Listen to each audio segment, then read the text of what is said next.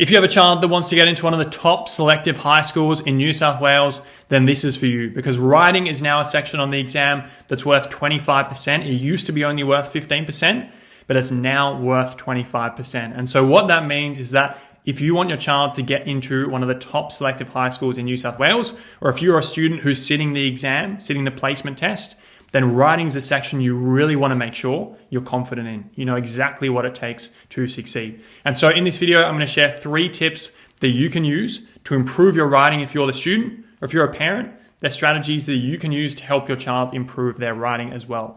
Now, the first one is a really important one, particularly on the placement test, because on the placement test, they can ask a whole range of different things for you to write on. It's not like some exams. For example, when you're in year 12, you kind of know what you have to do. You have to write a couple of essays. You have to write a creative piece. You have to write an analysis on a text. You know what to expect. On the selective placement test, they really can ask you to do a whole range of different things. Write a newspaper article, write a journal entry, write an email, write some tips to a friend. There's a lot of different things that they can ask. What that means is that you can get a huge advantage, number one, but you can also make it a lot easier for yourself if you understand exactly how to structure your writing for the prompt that they give you. There's 2 key reasons why this is really important. One of the things that they say they're looking for is they're looking to assess the structure of students' writing. A lot of marks get allocated. 2, the way the writing is actually structured. If your writing is a big blob of words on the page, you're going to get marked down. It's going to be very hard to get the score you need to actually get into one of the top selective schools. Whereas if your writing's structured really well, number one, you're going to get more marks, but it's a lot easier to write a good piece when you're thinking about it correctly. The reason why structure is important is because it shows the examiners how you're thinking. If your thinking is muddled and confused and you don't really know what you're doing, that it's going to be reflected on the page. You're probably going to have a big blob of text and it's not going to make much sense. But if you've thought about it really clearly, you've thought, okay, this is how I'm going to structure it, this, it makes it very easy to write a really high quality piece. And so what I'm going to do is I'm going to show you a few different examples of writing that I've seen. And we're going to look at how they were structured, how that probably held them back from getting a higher score, and what you can do to structure your pieces more effectively. And so this one here, this was from a student who was a little bit younger, who wasn't particularly confident with writing, and they didn't write very much. So one key thing I would say, I brought this one up not because this student was particularly talented and it was a particularly high quality piece of writing, but just to really emphasize one key point, which is writing depth. So a lot of students often ask me, how much should I write? Doesn't matter how much I write. Should I write less and make it really good? Should I write more and not worry about the quality as much? But the truth is that they are looking for students who are confident writers. Now, confident writers, they can write quite a lot in a short period of time. And so what that means is you do need to write a decent amount. Writing something like this is nowhere near enough. You want to be aiming for at least 1 page. A lot of our top students will be hitting kind of 2 pages, maybe even a little bit more than that. And that means there's enough depth there that if it's good, you can really get a high score. So one key thing before we kind of go into structure is writing depth is really important. I wouldn't underestimate it. If you write more, it shows the examiners you're a confident writer, you're a skilled writer, and that's going to be reflected in your score as well. So that's one thing. The other thing is this here, there's just no structure to it. It's just a big blob of stuff on the page. The elephant's on a tree, the elephant's looking happy. It doesn't show the examiners that you know how to structure. In this case, they were being asked to write a story. Now, story structure is one key structure that you really do need to know because you can use it for many different forms of texts. Obviously, if you're writing a newspaper article, you're probably not going to write a story in there. But for a lot of the other types of texts, being able to add a story into it is a good skill to have under your belt. And so it's one structure that you're going to want to know how to write. Now, with story structures, the simple way I think about it is that there's 3 key parts to it. And this is the way you want to learn all the different structures. You want to think, okay, stories, 3 key things. Newspapers, 5 key things. You want to have the key things that you need to do for each structure. So when you see the prompt, you can think, okay, this is what I need to do. I need these 3 key things. I'm going to do it in that order.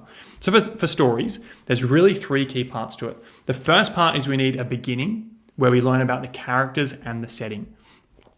There's really a few key things here we need to do. We need to introduce the characters, we need to introduce the setting, and we need to introduce the main problem or goal. So this is the area where a lot of students go wrong with stories, that they don't have a problem, they don't have a goal. So for example, if I told you that on the weekend, I drove out to the country, it was a beautiful, relaxing day. I was driving there with my partner. We pulled into a tulip festival, we had a great time, and we came home. Now that story you would say is boring. You'll be like, well, is that it? Is that all that happened? And it was because it was missing a problem. There wasn't a problem there. And so the key to making your stories really engaging, really entertaining, really interesting is having a problem that hooks the reader in. So that's kind of one of the key things with stories.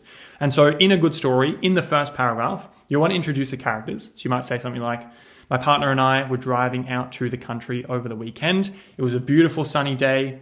We were sitting in our car, enjoying the warm weather. And as we pulled into the tulip farm, we heard a screeching sound coming from our tires. That's a problem. That's a problem. So now you're thinking, why? Why is there a screeching sound?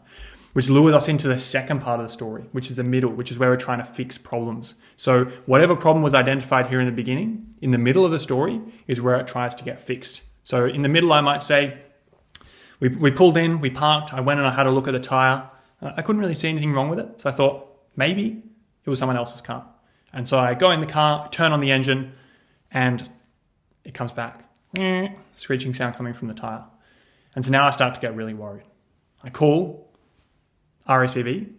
They come out to look at the car. And initially they're confused. They look at it and they can't really figure out what's wrong. And so that's the second part of the story. So you can see in the beginning, we need to tell the reader who the characters are, where they are, and what problem they're facing. In the middle, the character's trying to fix a problem. I was trying to fix a problem, but I wasn't having any luck. It's a key thing. I wasn't having any luck. In the middle of your story, they shouldn't have any luck. It shouldn't be resolved yet. The conclusion, obviously, this is where the problem gets solved. And so, as the mechanic from the RACV place who came to help me with my car, he looks at the tyre and he sees something in the tyre. And he looks a little bit deeper, and there it is. It's a tiny rock. A tiny rock was stuck in the tyre. He takes it out. He says, this little bad boy was a problem. Turn on the engine again. No problem. And so all along, the big screeching sound was just because of this tiny little rock. And so the reason why I show you this is because story structure is one of the many structures that you want to use on the exam. And if you have these structures under your belt, you know how to structure a story, a newspaper article, an email, a journal. When you see these prompts, you're not going to be in fear. You're not going to be stressed, is one thing. The second thing is it's the key thing for marks. If you can just structure your story well, I'll tell you right now, most people who sit this exam, they do not structure their writing well at all. It's a basic thing to learn. You can learn the structure of any type of writing very easily. You just need to figure out what it is and learn it. And you can just practice it and get really good at it. But most people don't learn it for some reason. And so one key thing I'd really focus on is identifying what are the different types of prompts that appear on this exam. I'd say a few basic ones is you want to know how to write a newspaper article. You want to know how to write a story. You want to know how to write an email, a journal entry. A few key ones. You probably also want to know how to write a more formal kind of essay piece of writing, just because it could come up, probably not as common, but those skills are also going to be useful in other forms of writing. So you want to probably have about 5 or 10 different forms of writing that you're really confident with the structure. So that's first thing number one. Second thing is, if I asked you, is the quality of writing on this exam, is it spectacular? Is it when you read students writing, you think, wow, this is amazing. These students are writing at a year 10 level and their writing reads so clearly and coherently? The answer is for most students, no. Most students writing, when you read it, sounds clunky, it's hard to read. If I read it out aloud, I'd run out of breath because of missing punctuation, or it would be filled with spelling mistakes. There'll be a lot of basic errors with it. But the number one error that happens with a lot of students is their writing just doesn't read very well. It's when you read the sentence, it just sounds no good at all. And the answer to that, the solution, is reading your writing out aloud. This is a number one thing you can do to improve your writing in the lead up to the exam, is getting in the habit of writing a piece and then reading it out aloud. It's going to show you where the punctuation errors are because you'll run out of breath. It's going to show you sentences which are not clear because you're going to read it out loud and think that makes no sense. Reading it out loud is the ultimate way of exposing the quality of your writing yourself. And so let's have a look at this example here. So this student said, my stance is that climate change is one of the most concerning issues of our time. So, okay. Firstly, the climate change is real. So you can see here, these sentences, they sound a little bit weird. We need to take care about our earth because it will be concerning for our future generations. So you can see a lot of these, there's a lot of basic things here we're picking up that's wrong. For example, we're missing capitalization at the start of these sentences. This sentence here, I don't think is as clear as it could be. When you read it out loud, that's when you can start to fix it. So my stance is that climate change is one of the most concerning issues of our time. That's okay. It's okay, we'll leave that one. Firstly, the climate change is real. Does that make sense? If I was speaking to you, would I say the climate change is real? We wouldn't really speak like that. We'd say, firstly, climate change is a real issue as the average temperature on Earth is rising.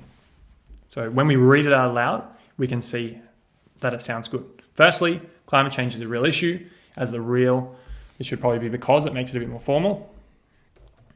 Because the average temperature on Earth is rising. So reading it out loud allows us to pick that up. We need to take care about our Earth because it will be concerning for our future generations. Again, this sentence doesn't really make sense.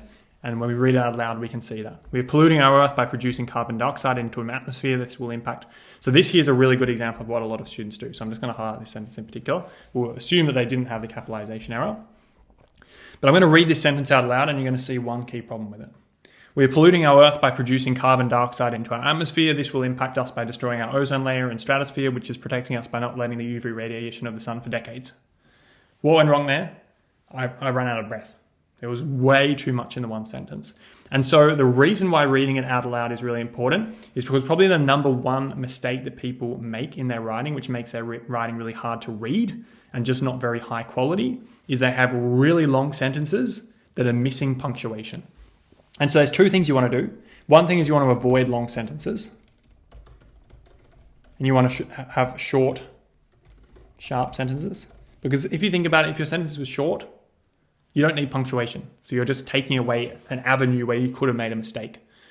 If you do have a long sentence, you want to make sure it's only on one idea. You shouldn't have 6 different things in the sentence. There should only be one idea in each sentence, and it needs to have punctuation. So that's kind of your two options. Make most of your sentences short. If it's a long one, make sure that it's only on one idea, not 2, not 3, not 5, and it should be well punctuated.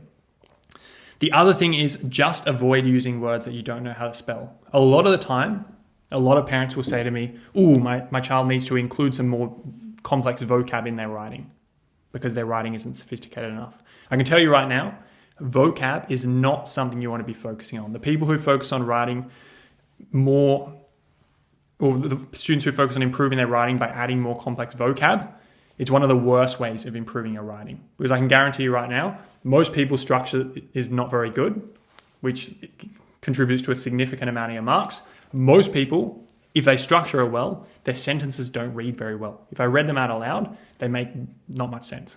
And so they're the two key things. If you do those two key things correctly, that alone is going to elevate you above 95, 99% of people. Including advanced vocab doesn't impact your score much at all. And most of the time, students chunk this random word in there. They throw a random word into their writing that's really complex, and it stands out like a sore thumb. It doesn't make sense in the context. Because often if you have a number of complex words which you try and put in your writing, it just that you use it in ways which doesn't make sense. And so two best ways to improve your writing by far is number one, focusing on structure first. If you master structure, you're going to master writing. It's going to make it easier for you to write. Your score is going to go through the roof. That's the easiest way to improve your writing immediately. Second thing is read your writing out loud and focus on making each sentence perfect and read really well. If your sentences are clear and they're simple, even if you use vocab that's of a year 2 level, doesn't matter. You'll still get an extremely high mark. You'll still get into a selective school. That's the truth. Third thing is then something that's really important, which is to improve in writing, to get better at writing really clearly with a good structure, to make your sentences read well and be really clear, you need to be writing consistently. And so what I would recommend is writing weekly, but you need to be getting feedback as well. So what happens to a lot of students I've seen is they'll write a bunch of pieces. Some people are really motivated. They say, I want to get into a selective school. I'm going to do a lot of practice. I'm going to write a lot of pieces. They write like 3 or 4 or 5 pieces.